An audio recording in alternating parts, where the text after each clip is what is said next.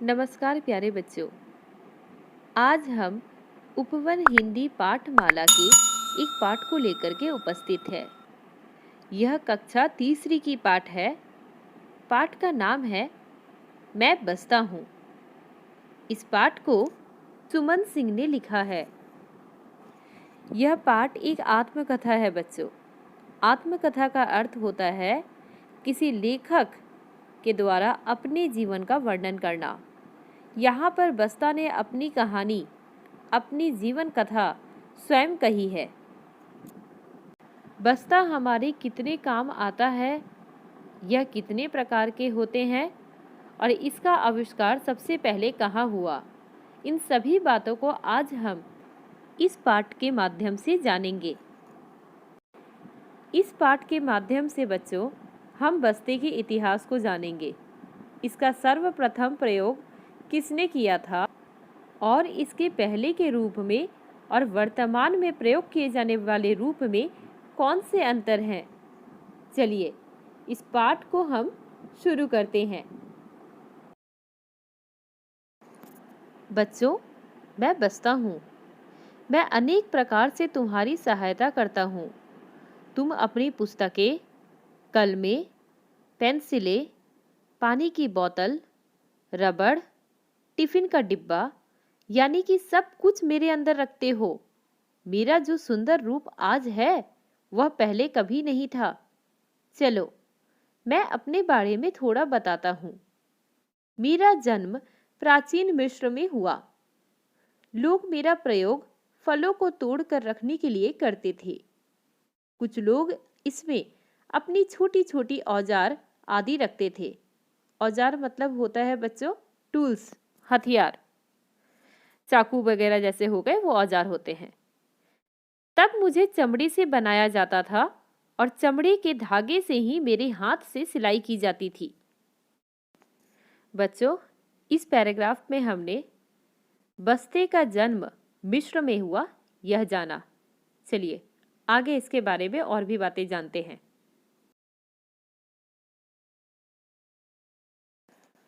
मेरा प्रयोग पहले आदमी लोग अधिक करते थे। सन 1500 से 1800 ईस्वी तक मेरे ऊपर रंग रोगन से सजावट भी की जाने लगी। फिर मेरा रूप निखरता गया। मेरे अंदर पैसे रखने के लिए 14वीं शताब्दी में लोग मेरा उपयोग करने लगे। मैं बहुत खुश हुआ। मजा तो तब आया जब 16वीं शताब्दी में लोग अपनी पोशाकों में जेब के रूप में मुझे पहनकर चलने लगे। इससे पुरुष लोगों के कपड़ों की मैं जेब बन गया। अब वे अलग से मुझे लेकर कम ही चलने लगे। मुझे महिलाएं अधिक पसंद करने लगी। जब वे मुझे लटकाकर चलती तो मैं भी गर्व से फूला ना समाता।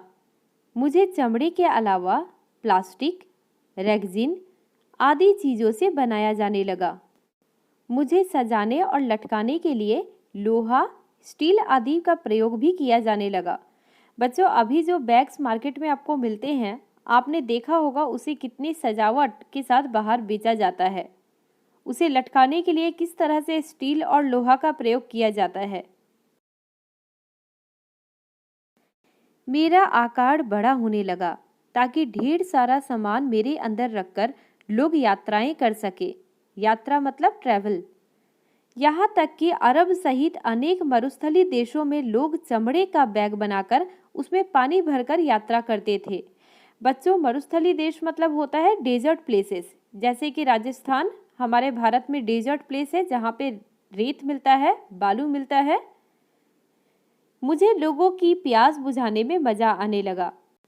धीरे धीरे महिलाओं से जब मेरा लगाव बढ़ा तो वे मुझे उपहार के रूप में लेने देने लगी। 70 के दशक में मुझे प्लास्टिक के धागों से बुनकर बनाया जाने लगा। उस समय मेरी तूती बोलने लगी, परंतु झूठ ने मेरी पहचान ही बदल दी। बच्चों, यहाँ पर तूती बोलने का अर्थ होता है बहुत अधिक प्रभाव बढ़ जाना। बैग बहुत ज़्यादा यूज में आने लगा था बच्चों।